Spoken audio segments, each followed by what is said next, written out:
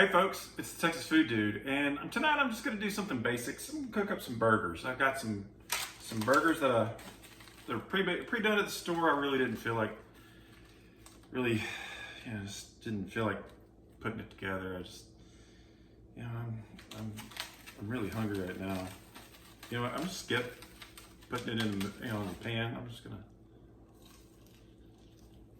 Oh man, that's really good.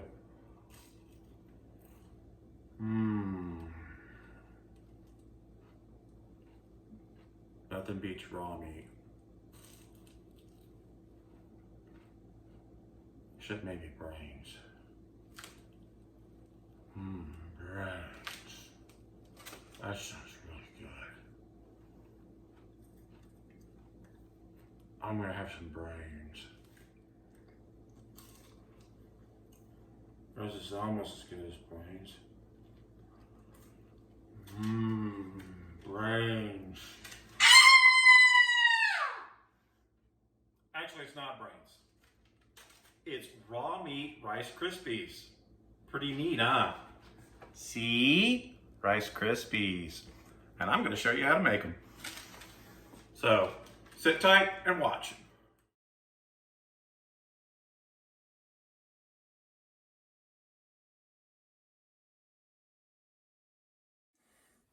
Okay, tonight we're making raw meat Rice Krispie treats. And what you're gonna need is 6 cups of puff rice cereal or Rice Krispies, a 10-ounce bag of large marshmallows, a half a stick of butter, a teaspoon or a tablespoon of vanilla extract, depending on how much flavor you want to it, and some red food coloring, or you could use red velvet cake mix. You just make sure you really mix it in there.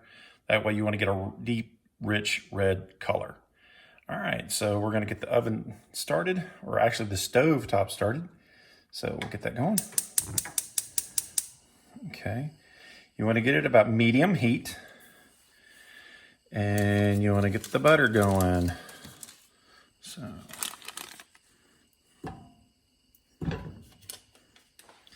you wanna do that, and you'll definitely wanna make sure that you have a good old spatula to move around the butter, get it melting.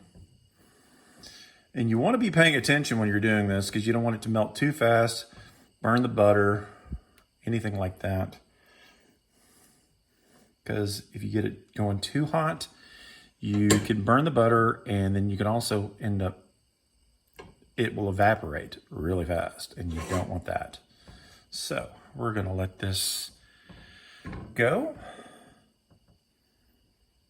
And I'll be back to add the marshmallows.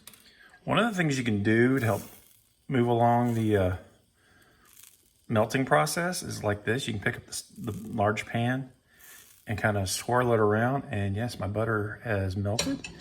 And now it's time to add the marshmallows.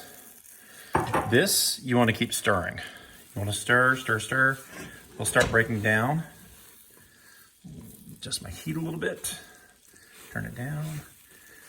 Get it stirring and start breaking down those marshmallows. Sometimes I say mushrooms, marshmallow, mushroom, pretty close. So if you hear me say you hear me say mushroom, it's, I don't know, Freudian slip, I don't know. But yeah, so, okay. While they're starting to break down pretty well, because you want to try to get these to almost a liquid consistency, I'm going to add in my vanilla extract. And you add it in and go back to stirring. Yeah, you're going to get a little bit of that, so watch out on that. Okay, and while you're stirring in the vanilla, and I bumped the camera, you start dripping in the red food dye. And you want to try to make sure you get enough in there. You don't want to turn it pink. you want it red. Because if it's pink, you know, then it's Easter or Valentine's flavors. So keep stirring and stirring. You really want to incorporate everything.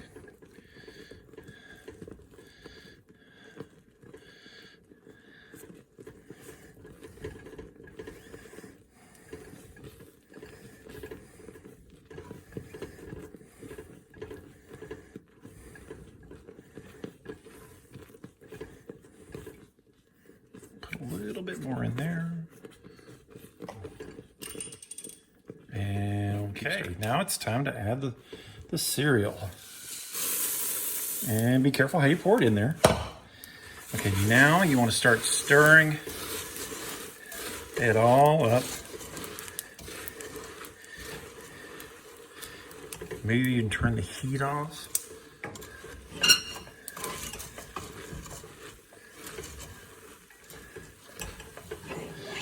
And remove it from the heat. Okay, I removed it from the heat. And you want to make sure that you are incorporating it really well. You want to get it all mixed up and stirred up. And then you'll want to put it in a receptacle for it to cool, because you don't want to try to shape this while it's still hot, because you'll burn your hands. And that's no fun. All right, so let's move this. Okay, so we are now moving our Rice Krispies mixture to a foil pan. I like to keep a few foil pans on hand for occasions like this. I use them for marinating. When I smoke meats, I'll put a pork roast or a pork shoulder in one. Anytime I'm doing something like that. So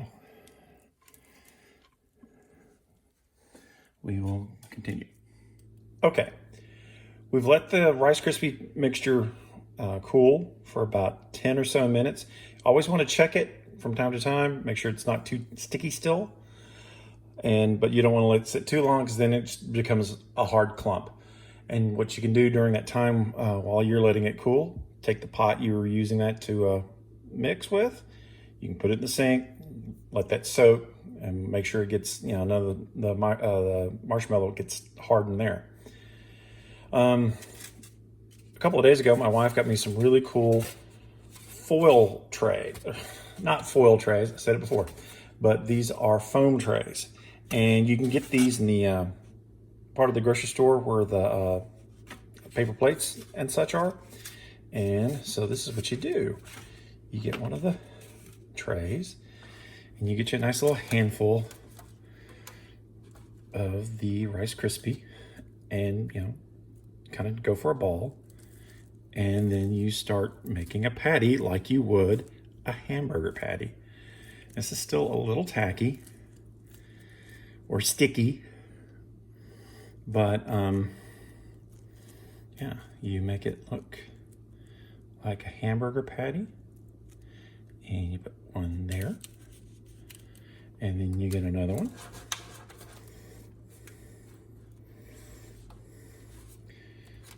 and then you do the same thing. You sit there and you work it into a ball. It's still a little sticky because it's sticking to my hands, but that's no big deal. And put it on the foam tray, and you let that go like that. See, you get two patties. Okay, and now comes the fun part, using cling wrap. Because you always want to make sure you have enough, and you'll pull out enough to cover the tray. So you kind of measure it almost like you're packing or wrapping a Christmas present. So you do that. Yeah, there you go. That's about as good as that's going to get. And you put it on there. because this way you can take it to work, you know, for the office party or the kids' school party or whatever, and you can do them like that. I know if you're doing, this is more for work, or even you can use it as a prop for being a zombie. All right, you wrap it up, and if you have enough, what you can do to make sure that it actually stays in place, you want to get really industrious, you get a hairdryer. And on like low to medium heat on your hairdryer, just kind of blow it on this loose connection of cling wrap, and it'll actually hold too. And that's how that happens. It's in effect what they do at the grocery store, except it's a metal pan, and they just kind of hold it on there to melt the cling wrap to keep it in place. So yeah, that's what you do with that. Pretty neat, isn't it? Okay, say you don't want to take the, you get down to where you have just so much and you can't make more patties. Just take like a glob of it,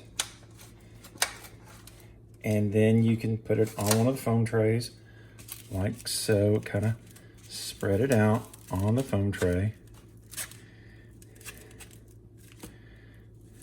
and then you put some foil, some more saran wrap on it, and then if you get really industrious with your computer, you get your label maker, the stickers, and you can make up a fake label and slap it on there, saying Wagyu or whatever kind of meat, and put a price on there, and then you've really got the prop going.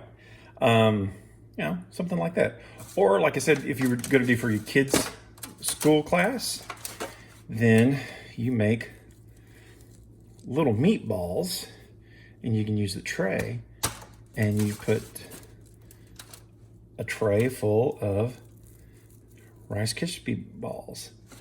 I know it's very, especially when kids tell you at the last minute, oh mom, I have a class thing, and it's the night before.